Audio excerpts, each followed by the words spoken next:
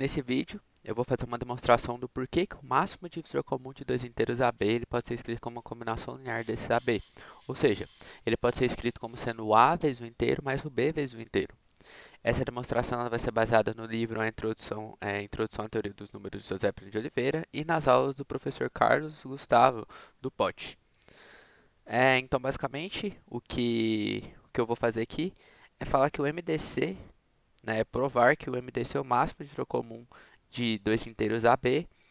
Ele pode ser escrito da forma de combinação linear, ou seja, como eu já falei, isso quer dizer que é um A vezes um inteiro mais o B vezes um inteiro, que é basicamente A vezes um X mais o B vezes um Y, né, sendo X e Y inteiros. Eu vou chamar esse máximo divisor comum de D para ficar um pouquinho mais fácil, para facilitar as contas e ficar um pouquinho mais simples as coisas, para serem entendidas. Tá, a primeira coisa a ser feita aqui é criar um conjunto. Eu vou fazer um conjunto E, e nesse conjunto E, esse conjunto E vai conter todas as combinações lineares de AB. Nesse conjunto E haverá todas as combinações lineares AB, que vai ser A vezes um N mais B vezes um M, sendo NM inteiros, pertencente aos inteiros. Então é isso que tem nesse conjunto E, são todas as combinações lineares de AB, e a gente vai chamar de C a menor dessas combinações lineares. Ou seja, o menor valor do conjunto E.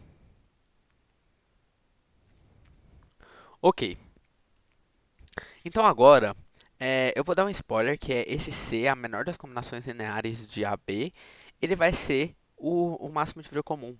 Ele vai ser o máximo divisor comum também. Tá, e como que eu vou provar isso? A primeira coisa que eu preciso fazer é provar que C divide A e C divide B, ou seja, o C é um divisor comum de AB. Então, é isso, C divide A, C divide B. Como que eu posso fazer isso? Eu posso fazer isso por contradição, falando que C não dividiria, mostrando que se C dividisse A, se C não dividisse A, não faria sentido, né? A gente chegaria num caso impossível. Então, basicamente é isso. Vamos falar que C não divide A. Se C não divide A, o A ele pode ser escrito como, usando, né, o algoritmo da divisão, ele pode ser escrito como C vezes um Q, que será um quociente, mais o resto, sendo esse resto maior ou igual a zero e menor do que esse C. Tá. Lembrando que o Q e o C, eles são inteiros. O R, ele pode ser escrito como sendo A menos C vezes o Q. Tá, o C, por definição, ele é esse termo aqui. Então, a gente vai substituir ele. Então, vai ser o resto, vai ser o A menos o Q vezes esse termo. Certo? O A vezes N0 mais B vezes M0. Então, vai ser Q vezes A vezes N0 mais B vezes M0. Tá? Desenvolvendo isso, a gente tem que A menos QA N0 menos B QM0. A gente pode colocar o A em evidência. Colocando A em evidência, que vai ser A vezes 1 menos Q N0. E aqui vai ser mais B vezes menos Q vezes M0. Tá, assim, essa equação que mostra pra gente que o resto dessa divisão, o resto da divisão de C por A, de A por C, na verdade, ele também vai ser uma combinação linear de AB.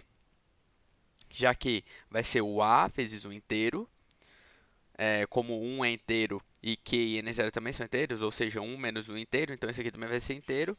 E aqui o Q ele é inteiro e o M0 é inteiro, então esse termo aqui também vai ser inteiro. Então a gente tem um A vezes um inteiro, mais o B vezes um inteiro, ou seja, uma combinação linear de AB. Certo, então disso a gente descobre que o resto dessa divisão, ou essa divisão de A por C, ele vai ser uma combinação linear de AB. Só que tem um único problema aqui. Se o resto dessa divisão é uma combinação linear de AB e o resto dessa divisão é menor que C, e C, por definição, é a menor das combinações lineares de AB, não faz sentido esse resto ser menor, ser uma combinação linear de AB, conseguir dividir A e conseguir dividir B, e ser menor do que a menor das combinações lineares de AB. Então, se C não conseguisse dividir A, a gente teria esse caso que não faz sentido. Então, basicamente, isso mostra que C necessariamente divide A. Só que, isso mostra que C divide A, né? Só que nada. Isso mostra que C divide A. Tá, então a gente conseguiu provar que C divide A. Só que, aqui, você tem um C divide A e um C divide B, né? A gente tem que mostrar que C divide A e C divide B. Só que esse caso é simétrico. Por quê? O A ele é um inteiro qualquer e o B também é um inteiro qualquer. Então, se a gente trocar os papéis do A e do B, seria a mesma coisa. Então, usando essa mesma ideia aqui, a gente consegue provar que o C também vai dividir o B. Então, eu basicamente não preciso fazer isso, porque a ideia é a mesma e vai ser a mesma coisa. A única coisa que vai mudar vai ser você trocar o A pelo B. Então, isso daqui também mostra que C divide B. Ou seja, o C ele vai ser um divisor comum de A e B. Certo? Depois disso, a gente pode mostrar agora que o C ele vai ser igual ao D. Ou seja, o C ele vai ser igual ao máximo divisor comum. Como fazer isso? Né? O C, como já mostrado, ele vai ser um A vezes um N0 mais o B vezes um M0. Né? Certo? Essa é a combinação linear dele. E a gente também sabe que o D, por definição, né, o D ele é o máximo divisor comum, ou seja, ele é um divisor comum de A e ele também é um divisor comum de B, e ele é o maior desses divisores comuns, né? Então, o D, ele divide A e o D, ele também divide B, certo? Se o D, ele consegue dividir a gente pode escrever o A como sendo D vezes um K1, sendo esse K1 inteiro. Porque o A ele vai ser um múltiplo de D, já que D consegue dividir A. Da mesma forma, o B ele também pode ser escrito como sendo D vezes um K2, sendo o K2 também um inteiro, né? Usando a mesma ideia.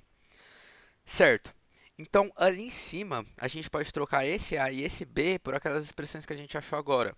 Então, o valor de C ficaria D vezes K1 vezes N0 mais o B não, o D vezes K2 vezes M0.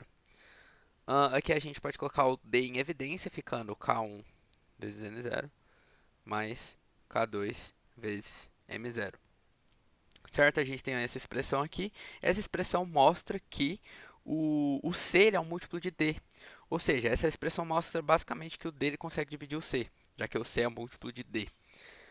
Se o C consegue dividir o D, então a gente tem que necessariamente o D ele deve ser menor ou igual a C. Porque se D fosse maior do que C, essa divisão aqui não daria inteiro, né? O C dividido por D não daria um valor inteiro, né? Se o D fosse maior do que C. Então, a gente tem que isso aqui é uma verdade. Só que tem um problema aqui. O D, por definição, ele é o maior dos divisores comuns, certo? O D é o maior dos divisores comuns. Só que o D, se o D for menor do que o C, isso aqui é uma verdade pra gente que o D é menor ou igual a C. Só que tem um problema que é o caso de D ser menor do que C. Esse caso de D menor do que C seria assim: o D ele é, por definição, o máximo divisor comum de A, B. Só que a gente provou também que o C ele divide A e o C divide B. Por esse caso aqui. Essa ideia aqui mostrou pra gente que o C divide A e o C divide B. Se o C divide A e o C divide B, então o C ele é um divisor comum de A e B. O D ele é o máximo divisor comum de A e B. Então, se D fosse menor do que C, haveria um divisor comum de AB que é maior do que D. Ou seja, D não seria o máximo divisor comum, por definição. Então, esse caso aqui contrariaria a definição, portanto, ele não está correto. A gente pode excluir ele. Dessa forma, temos que o D necessariamente é igual ao C. Ou seja, o C ele é igual ao máximo divisor comum de AB. É isso.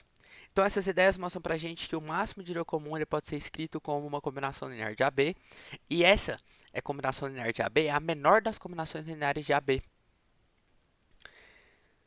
É basicamente isso que essas ideias mostram, e tem outras coisas também que a gente pode deduzir a partir disso, como sendo, tipo, todos os outros divisores de AB, eles conseguem dividir o máximo divisor comum também, mas isso daí seria uma ideia para próximas demonstrações. Mas basicamente é isso aqui.